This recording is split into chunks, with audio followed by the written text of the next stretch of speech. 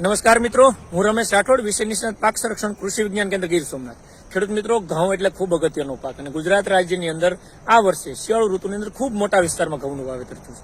અત્યારે ઘઉંની જે અવસ્થા છે એમાં કઈ ટ્રીટમેન્ટ કરવાથી ઘઉંની ડુંડી લાંબી અને વજનદાર બનાવી શકીએ એના માટેની મિત્રો વાત છે. અને ખૂબ ટૂંકી વાતની અંદર બે અવસ્થા ખાસ કરીને કહી દઉં અને બે ખાતરો કહી દઉં. આ જે ગાભે પોટે આવવાની અવસ્થા છે કે ડુંડી હજી અંદર છે, આપણે આ પાનને ખોલશું ત્યારે ડુંડી બહાર નીકળશે, એટલે આ ગાભે પોટે અવસ્થા આપણે કહી શકીએ. કાચી ડુંડી છે.